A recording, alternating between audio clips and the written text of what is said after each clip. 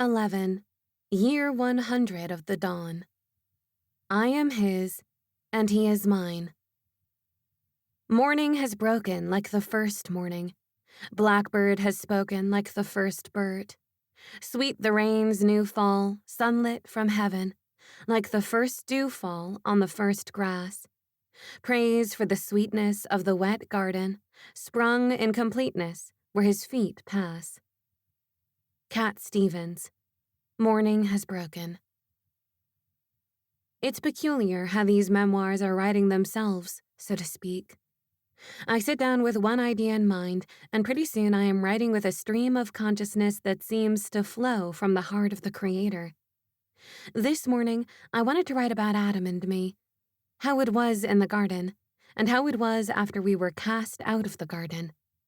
But as I write the words, I am his, and he is mine, I am taken into that sacred place of oneness that I shared with the Creator himself all of those months in the garden.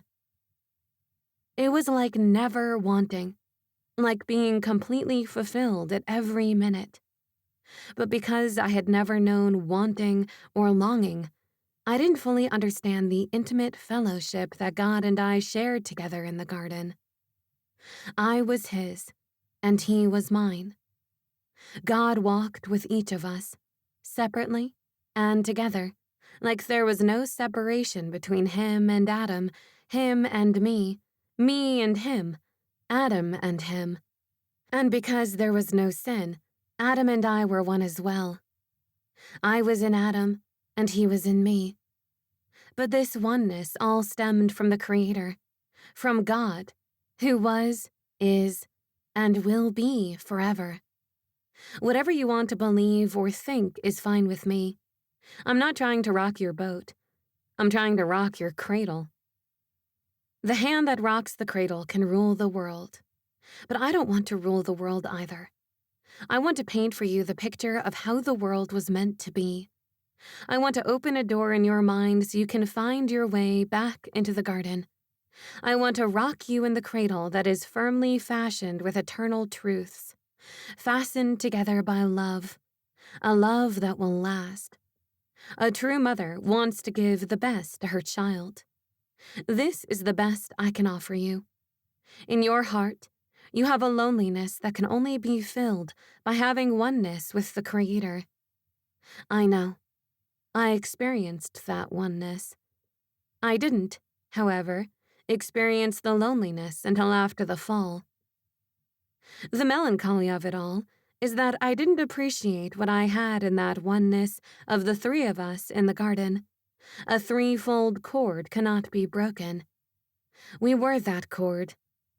I say cord instead of cord because we existed in perfect harmony. I get the chills when I say that. It was so unadulterated. Like we were in a little bubble of happiness forever. Like we were under a chuppah of love that transcended everything that could ever be and ever was. In a wedding brought about by the mutual choice of bride and groom, there is that infinite moment of bliss and the hope that true love will solve everything and last forever. Well, this true love was mine, and it was secure, and the only thing I didn't do was appreciate it. It wasn't until we were cast out of the garden and the cherubim came to seal off the entrance that I felt the nakedness.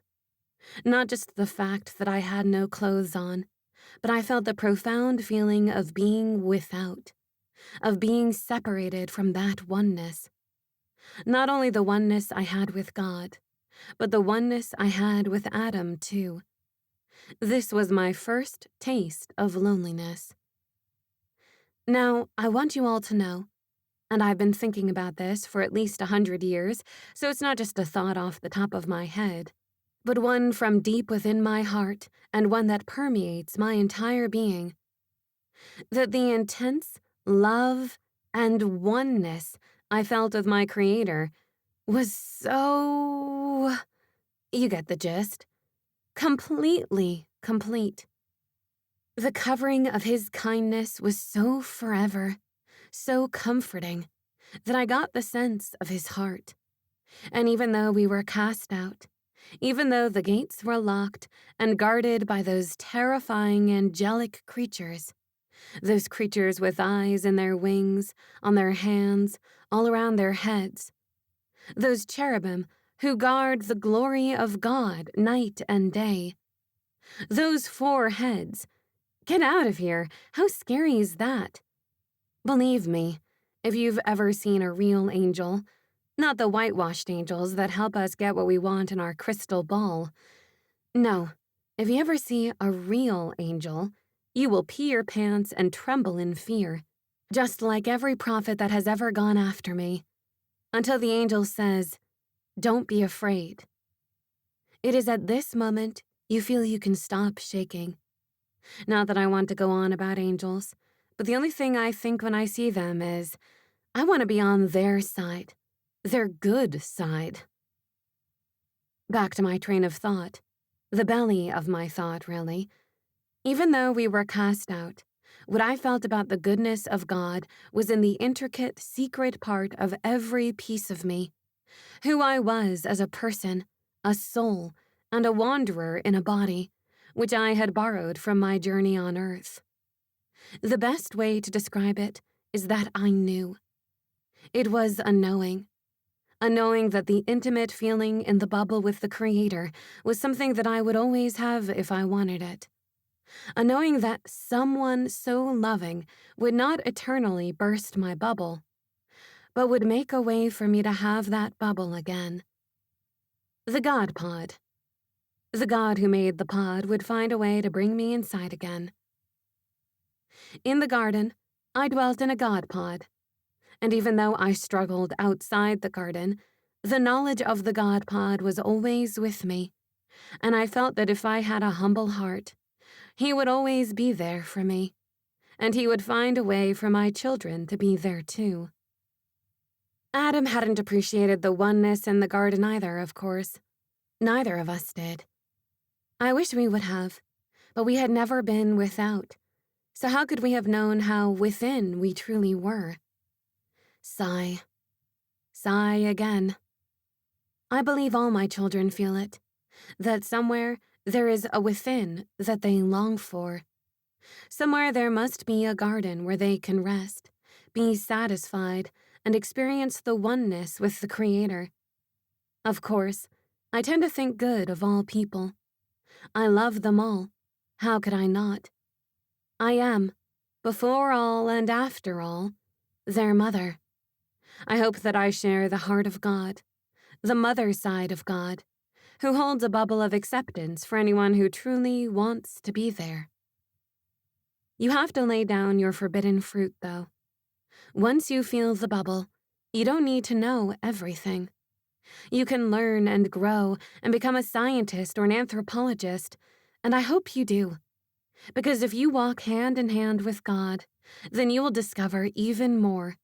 For if he made everything, wouldn't he be like a proud scientist and say, "Here, I'm so excited to show you this"? But if we start thinking we're better than God or brighter than God, we end up sharing in Lucifer's pride, I guess, or something similarly sinister. There is so much I don't know. What I do know is that most of my children will suffer more than they have to. I also know there will be those that bring misery to others, from the mere sense of pride and the belief that somehow they are entitled to rule and reign, either from arrogance or from ignorance, which is still no excuse. Women will be the culprits as well as men. A person knows in their heart when they are treating another person wrongly. They can justify it all they want, but they know. We all know. There are absolute truths, whether we like it or not, that rule the universe. The truth is written in our hearts. A good ruler is a servant. A good ruler would die for his or her people. Somewhere in my knowing, there is a thread, a scarlet thread, that will come through the miracle of my womb's womb and will weave its way throughout generations, through my children, my children's children, and through their children. The anointed seed will weave the God pod with his own blood, and that is the hope I hold. I felt the wrath of the curse I endured, my pain in childbearing, and the whole desiring a husband thing, which again, I don't want to control Adam. That's just King James thinking that came along much later. Why would I want to control him? I can barely control what I do.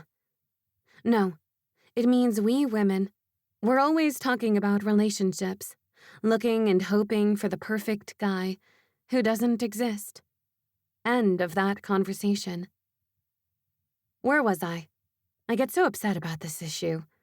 If your husband says to submit to him too many times in your marriage, rather than loving you with all of his heart and laying his life down for you, please muster up some integrity and leave the ahem. If you cannot leave because of your culture or circumstances, at least don't believe that God would ever desire that you suffer under a controlling husband. That's it. Either way, a person controlling another person, it's wrong. You don't control me. I don't control you. Neither person should dominate the other. Rather, each person should act in submission to one another as each are submitted to God. Oh dear, I'm on a bandwagon again. Is my horn loud enough? What I was trying to get at is that I was not the only one who was cursed. The serpent was cursed as well. And I will put enmity between thee and the woman, and between thy seed and her seed. It shall bruise thy head, and thou shalt bruise his heel. Genesis. The scarlet thread that flows from my womb to the womb of another shall flow through God's distant Son, the Messiah, who will bruise that serpent forever, making null and void his nasty lies, and in doing so, provide a way into the bubble of eternal life and fellowship with God. There will be, I am his, and he is mine, again, for those who accept his plan of redemption. This I know, not only because along with the curse came the promise of a seed that will eventually crush the serpent, but because of the knowing I had with God in the garden. Woo! I love it. God rocks. He knew I was going to blow it, and he knew Adam would blow it, but he had a plan all along. This is the knowing I had in the bosom of his forever kindness. For silence is not God, nor speaking. Fasting is not God, nor eating. Solitude is not God, nor company, nor any other pair of opposites. He is hidden between them, and cannot be found by anything your soul does, but only by the love of your heart. He cannot be known by reason. He cannot be thought, caught, or sought by understanding. But he can be loved and chosen by the true, loving will of your heart. Anonymous.